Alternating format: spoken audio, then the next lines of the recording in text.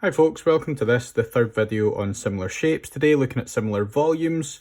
If you haven't watched the first two videos, go back and give those a watch just now, as we'll be using a lot of the strategies from those first two videos today. I'm going to jump straight into example 1 here. And we're going to start in the same way that we have with all the videos so far, by finding either an enlargement or reduction scale factor to do with the length, the linear scale factor. And to do that, we are first of all going to have to decide, is it an enlargement or reduction? And remember, the advice for this is whatever one we're being asked about, which is this one over here. We can see our x relating to the big shape, and so we're converting to the big shape, which means we've got an enlargement scale factor going on. Okay, so in the enlargement scale factor, remember, is big over small, and we're always going to be using sides to find this enlargement scale factor.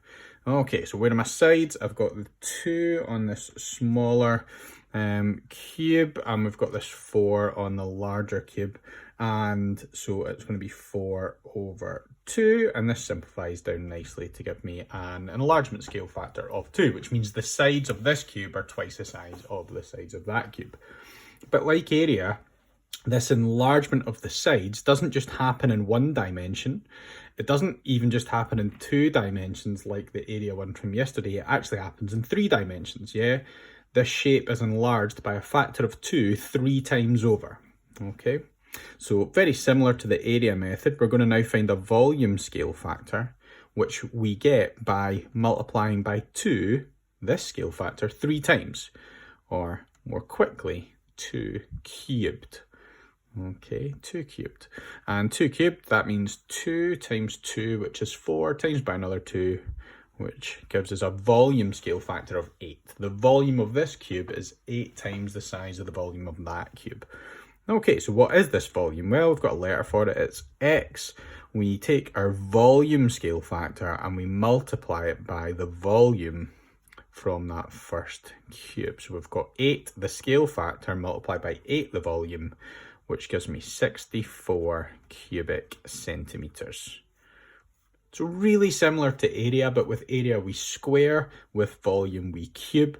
I try and remember that by thinking about the type of units that I use. So with areas I use square units, with volumes I use cubic units, and that kind of reminds me of squaring the scale factor, or for volume cubing the scale factor. Okay, example number 2. We've got a couple of, these are not circles, they are spheres, or something like a sphere, but they are 3-dimensional, and we have got their diameter, I guess, so 6 centimeters and 9 centimeters. These are lengths, okay, of 1 dimension, and these are going to help us get our enlargement or reduction scale factor. And then we're looking for this volume over here. Now this volume is with the bigger of the 2 shapes, and so again it's an enlargement scale factor question. For enlargement scale factors, we are going with big over small. Okay, we've got our 2 lengths here, and the big one goes on the top, so it's 9 over 6. And again, for this example, I'm going to go with a fraction. So top and bottom can be divided by 3, which gives me a scale factor of 3 over 2. Okay. Now what I need to get is my volume scale factor. How do I get that? Remember, we take the enlargement or reduction scale factor, in this case 3 over 2, and we don't square it like with area, we cube it now that we're doing some volume questions. Okay, we are cubing this scale factor. And again, you might be like, oh man, how do you cube a fraction? Well, we tackled it in the previous video. Squaring a fraction, you just took the numerator and squared it, the denominator and squared it. With cubing, same idea. We're going to take the numerator and cube it. So that's 3 times 3, which is 9, times by a third 3, which is 27. And 2 times 2 is 4, times by another 2 is 8. So we've got a volume scale factor of 27 over 8. Okay, let's see if we can actually find this missing volume x. So x is equal to the scale factor, the volume scale factor, multiplied by the volume of our smaller shape, which is 80. Okay, again, looks really complicated, but once we dive into the numbers, not too bad. We are dividing by the denominator, so we've got 80 divided by 8, which is 10, and then 10 times by 27. Nice and straightforward, 270 cubic centimetres, because we're talking about volume. Okay, so there's the volume of that larger shape. Okay, one last example. Here we've got a couple of cylinders, and we are looking for this one. We're looking for the size of this smaller cylinder. So because we're looking for the smaller cylinder, this is a reduction scale factor. We find that by doing not big over small, but small over big. Remember, if you're finding something out about the small shape, the small size on the top.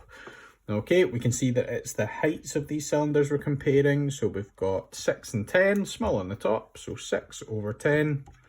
And I'm going to do one example with a calculator for you, just so that you can see how it works. Okay, 6 over 10 I can do without, but just if you are looking to turn a fraction into a decimal scale factor, just typing in the numerator, so in this case 6, divided by 10, and we can see that that gives us 0.6 as our scale factor. Okay, so the reduction scale factor is 0.6. Okay, from there we need to find the volume scale factor. Okay, to find the volume scale factor, we take the enlargement or reduction scale factor and we cube it. So we're doing 0.6 cubed. I've still got my answer here, 0.6. I'm going to just type it in again, so 0.6. And I'm going to use the cube button, this one here, so the X with the little 3 next to it, and you can see that that puts that little 3 in here, this cubing, push equals, and you get this answer of 0.216. It's not a huge decimal, so I'm going to keep working with all of the decimal places there, 0.216. Okay, last part now, we'll try to find X. To find X, you take your scale factor, 0.216, and you multiply that by the volume, which is 1,500. Okay, we're going to get that calculation into our calculator. So I've still got the 0.216 there. I'm going to multiply that by 1,500, and I get a solution of 324. And this time a slightly different unit of measurement. We're talking about millilitres. Okay, remember millilitres, same, 1 millilitre same as 1 cubic centimetre, but we're working with millilitres here for the volume. Okay, and we get 324 millilitres. So that's a few examples, some with enlargement, some with reduction, one with a calculator, just to let you see how that works. And that is the work on similar shapes all complete. So hopefully that'll help with today's task.